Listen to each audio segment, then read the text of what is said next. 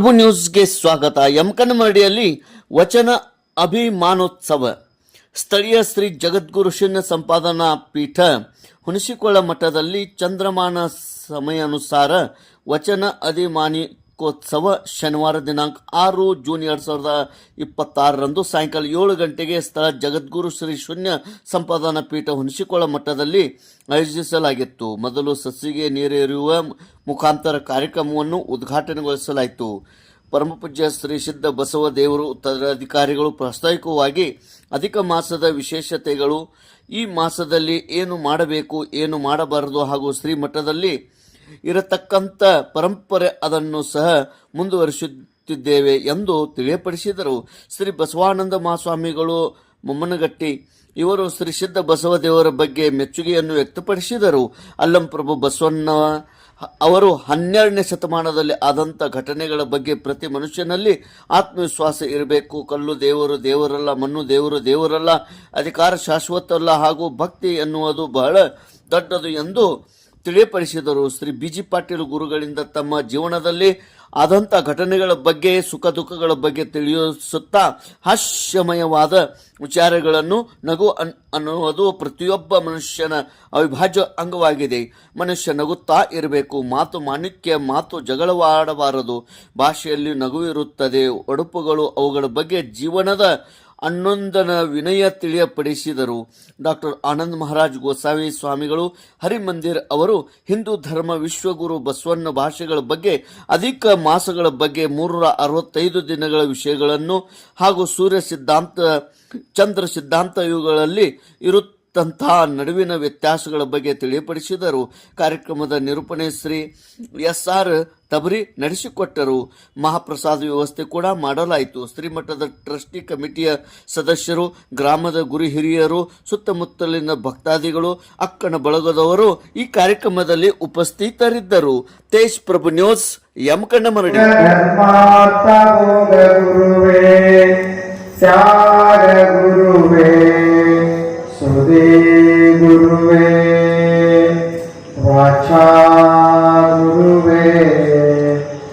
ಭವರೋಗಹರ ಶರಣಾಗು ಬಸವ ಮಹಾಗುರುವೇ, ನಿಮಗೆ ಶರಣು ಶರಣಾರ್ಥಿ, ಶರಣು ಶರಣಾರ್ಥಿ.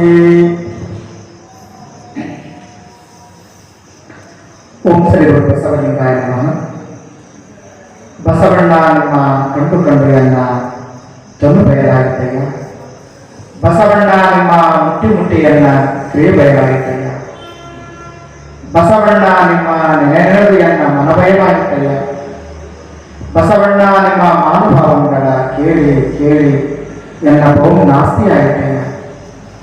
ನಮ್ಮ ಗುಹೇಶ್ವರ ಲಿಂಗದಲ್ಲಿ ನಿನ್ನ ಅಜಾತನೆಂಬುದು ನೆಲೆ ಮಾಡಿ ಉಪಾಸನೆಗಳ ಅಭಿವೃದ್ಧಿಯಾಗಿ ನಿಮ್ಮ ಸಂಘದಿಂದ ಬದುಕಿದ ಪ್ರಾಣ ಸಂಗನ ಬಸವಣ್ಣ, ಸಂಗನ ಬಸವಣ್ಣ. ಸೃಷ್ಟಿಕರ್ತ ಪರಮಾತ್ಮನನ್ನ ನೆನೆದು ಜಗತ್ತಿನ ಮನುಕುಲ ಕೋಟಿಗೆ ಕಲ್ಯಾಣದ ಪಥವನ್ನು ಬೋಧಿಸತಕ್ಕಂಥ ಲೋಕಪೂಜ್ಯ ಮಂತ್ರಪುರುಷ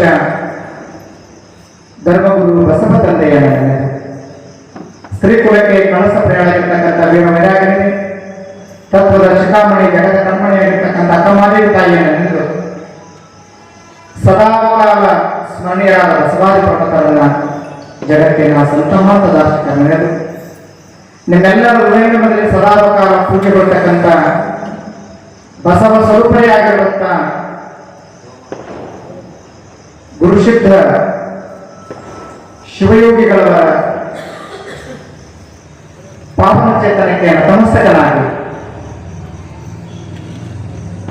ಈ ಪೀಠವನ್ನು ಮುನ್ನಡೆಸಿಕೊಂಡು ಹೋಗ್ತಕ್ಕಂಥ ಯನಾಮಕ್ಕಲ ಸ್ಥಿರೋಗಳ ಯಮಕನಮರಡಿ ಹೀಗೆ 8 ಮಠಗಳ ಪೂಜ್ಯರಾಗಿರ್ತಕ್ಕಂಥ ಹಿರಿಯ ಅಪ್ಪಗಳಿಗೆ ಶರಣರು ಅವರ ಕರುಣೆಯ ಕರಕ. ಇವತ್ತು ಅಧಿಕ ಜ್ಯೇಷ್ಠ ವದ್ಯ ಷಷ್ಠಿ ಶನಿವಾರ. ಇಂಥ ಒಂದು ಶುಭಯೋಗದಂದು ನಮ್ಮ ಶ್ರೀಮಠದಲ್ಲಿ ಹಮ್ಮಿಕೊಂಡಂಥ ಈ ಜ್ಞಾನ ಸತ್ರ ನಿಜವಾಗ್ಲಿಯೂ ಒಂದು ಶ್ಲಾಘನೀಯ ಕಾರ್ಯಕ್ರಮ ಅಂತ ನಾನು ಹೇಳಕ್ಕೆ ಇಷ್ಟಪಡ್ತೀನಿ. ಅದು ಯಾಕೆ ಅಂತಂದ್ರೆ ಈ ಕಾರ್ಯಕ್ರಮದ ಆರಂಭದಲ್ಲಿ ನಮ್ಮ ಬಸವದೇವರು ಹೇಳ್ತಿದ್ರು, ಈ ಕಾರ್ಯಕ್ರಮ ನಾವು ಮಾಡಬೇಕಾಗಿದೆ ಕಾರಣ ಸಮಾಜದಲ್ಲಿ ಈ ವಿರಕ್ತ ಮಠಗಳು ಹಾಗೂ ಬಸವಣ್ಣವರ ಬಗ್ಗೆ ಇರುವಂತಹ ತಪ್ಪು ತಿಳುವಳಿಕೆಗಳು ಕಡಿಮೆ ಆಗಬೇಕು ಅಂತನ್ನೋ ವಿಷಯ ಎಲ್ಲರವರೆಗೂ ಮುಗಿಸೋ ಉದ್ದೇಶದಿಂದ ಇವತ್ತು ಈ ಕಾರ್ಯಕ್ರಮ ಹಮ್ಮಿಕೊಂಡಿದ್ದೀವಿ ಅಂತಂತಾರೆ. ನಿಜ ಅರ್ಥದಲ್ಲಿ ಈ ಸಮಾಜದಲ್ಲಿ ಬಸವಣ್ಣವರು ಅಥವಾ ಬಸವ ತತ್ವದ ಬಗ್ಗೆ ಬಹಳಷ್ಟು ತಪ್ಪು ಪರಿಕಲ್ಪನೆಗಳಿದ್ದಾವೆ. ಏನು ಅಂತಂದ್ರೆ ಬಹಳಷ್ಟು ಜನ ಅನ್ಕೋತಾರೆ ಹಿಂದೂ ಧರ್ಮವೇ ಬೇರೆ, ಬಸವ ತತ್ವವೇ ಬೇರೆ ಅಂತ. ಆದರೆ ಅದು ಶುದ್ಧ ಸುಳ್ಳ ವಿಷಯ. ಅದು ಹೇಗೆ ಅಂತಂದ್ರೆ ಬಸವ ತತ್ವ ಹಿಂದೂ ತತ್ವ ಹೇಗೆ ಅಂತ ತಿಳ್ಕೋಬೇಕು ಅಂತಂದ್ರೆ ನಾವು ಸರ್ವಪ್ರಥಮವಾಗಿ ಹಿಂದೂ ಈ ಶಬ್ದದ ಅರ್ಥವನ್ನು ನಾವು ತಿಳ್ಕೋಬೇಕು. ಅನಾದಿ ಕಾಲದಿಂದಲೂ ಬಹುಶಃ ಕಳೆದ 70 ವರ್ಷಗಳಿಂದಾದರೂ ನಮ್ಮ ಇತಿಹಾಸದಲ್ಲಿ ಹಿಂದೂ ಧರ್ಮದ ಬಗ್ಗೆ ನಾವೇನು ಓದ್ತೀವಿ ಅಂತಂದ್ರೆ ಸಿಂಧೂ ನದಿಯ ದಂಡೆಯ ಮೇಲೆ ಯಾವುದೋ ಒಂದು ವಿಶಿಷ್ಟವಾದಂತಹ ಸಿವಿಲೈಸೇಷನ್ ಡೆವಲಪ್ ಆಯಿತು, ಒಂದು ಸಮಾಜ ಡೆವಲಪ್ ಆಯಿತು. ಅದಕ್ಕೆ ಸಿಂಧು ಸಿಂಧು ಸಿಂಧು ಅಂತ ಶಬ್ದ ಬಂತು. ಕೆಲ ವರ್ಷಗಳ ನಂತರ ಪರಕೀಯರು ವಿಶಿಷ್ಟವಾಗಿ ಶಿಕ್ಷಕನಾಗಿದ್ದು ಕೂಡ ಪ್ರವೃತ್ತಿಯಲ್ಲಿ ನಾನು ಕೂಡ ಅಧ್ಯಾತ್ಮದಲ್ಲಿ ಇದ್ದಿದ್ದೀನಿ. ಅನೇಕ ಕಡೆ ಕಾರ್ಯಕ್ರಮಗಳೆಲ್ಲ ಓಡಾಡ್ತಾ ಇದ್ದೀನಿ. ಅದು ಶಾಲೆಗೆ ತೊಂದರೆ ಆಗೋ ರೀತಿಯಲ್ಲಿ ಬಿಡುವಿದ್ದಾಗ ಮಾತ್ರ. ಹಾಗಾಗಿ ಪೂಜ್ಯರು ನನ್ನ ಬಗ್ಗೆ ಭಾಳ ಹೇಳಿದರು. ಅವರು ಹೇಳಿದಷ್ಟು ನಾನಿಲ್ಲ. ಏನೋ ಬಸವಣ್ಣವರ ಲೆಕ್ಕಕ್ಕೆ ಒಂದು ಲೆಕ್ಕಕ್ಕಿದ್ದೀವಿ. ನಿಮ್ಮನ್ನು ನಾನು ಹೆಚ್ಚು ಅಧ್ಯಾತ್ಮದಲ್ಲಿ ಮಾತಾಡೋಕ್ಕಾಗಲ್ಲ. ಆದರೂ ಕೂಡ ಇದು ಶ್ರೇಷ್ಠವಾಗಿರ್ತಕ್ಕಂಥ ಜನ್ಮ ಇದು.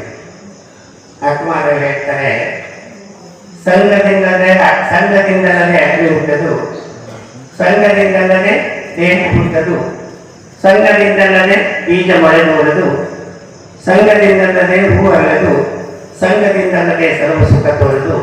ಚನ್ನಮಲ್ಲಿಕಾರ್ಜುನ, ನಿಮ್ಮ ಅನುಭಾವಿಗಳ ಸಂಘದಲ್ಲಿ ನಾನು ಪರಮ ಸುಖಿಯಾದೆನು, ನಾನು ಪರಮ ಸುಖಿಯಾದೆನು ಅಂತ ಹೇಳ್ತಾರೆ ಅಕ್ಕಮಹಾದೇವಿ. ಹಾಗಾಗಿ ಇಂಥ ಒಂದು ಸತ್ಸಂಗ, ಸಂಘ ಬಹಳ ಮುಖ್ಯ ಅಂತ ಹೇಳಿದ್ರೆ ಅಕ್ಕಮಹಾದೇವಿ. ಸಂಘದಿಂದಲೇ ಅಗ್ನಿ ಹುಟ್ಟದು. ಬೆಂಕಿ ಹುಟ್ಟಬೇಕಾದ್ರೂ 2 ಕಲ್ಲು ತಗೊಂಡು ಘರ್ಷಣೆ ಆದಾಗ ಅಲ್ಲಿ ಬೆಂಕಿ ಹುಟ್ಟುತ್ತದೆ. ಈ ದೇಹ ಹುಟ್ಟಬೇಕಾದ್ರೂ ಹೆಣ್ಣು ಗಂಡು ಅಂತಕ್ಕಂಥ ಸಂಘ ಆದಾಗ ಈ ಪಿಂಡ ಉತ್ಪತ್ತಿ ಆಗ್ತದೆ. ಒಂದು ಹೂವು ಅರಳಬೇಕಾದ್ರೂ ಅಲ್ಲಿ ಪರಾಗ ಅಂತಕ್ಕಂಥ ಸಂಘ ಬೇಕಾಗ್ತದೆ. ಒಂದು ಬೀಜ ಭಾಳ ಚಲೋ ಆದ ಒಂದು ಸ್ಟೀಲ್ ಡಬ್ಬ ಇಟ್ಟರೆ ಬೀಜ ಮೊಳಕೆ ಆಗೋದಿಲ್ಲ. ಅದಕ್ಕೂ ಮಣ್ಣು ನೀರು ಗೊಬ್ಬರ ಅಂತಕ್ಕಂಥ ಸಂಘ ಆದಾಗ ಬೀಜ ಮುಂದೆ ಮೊಳಕೆಯಾಗಿ ವೃಕ್ಷ ಆಗ್ತದೆ. ಹಾಗೆ ಒಂದು ಈ ಜೀವನ ಅಂತಕ್ಕಂಥದ್ದು ಏನದಲ್ಲ, ನಮಗೆ ಸರ್ವ ಸುಖ ಏನಾದ್ರು ಸಿಗ್ಬೇಕಾದ್ರೆ ಅದು ಇಂಥ ಸತ್ಸಂಗದಲ್ಲಿ. ಅದಕ್ಕೆ ಸ್ವಾಮೀಜಿಯವರು ತಿಳಿದರೆ ಬೆಳಗ್ಗೆ ನೇನೆ ಫೋನ್ ಮಾಡಿದ್ರು. ಇಲ್ಲಿ ಅವರು ಅಧಿಕ ಮಾಸದ ಒಂದು ಕಾರ್ಯಕ್ರಮ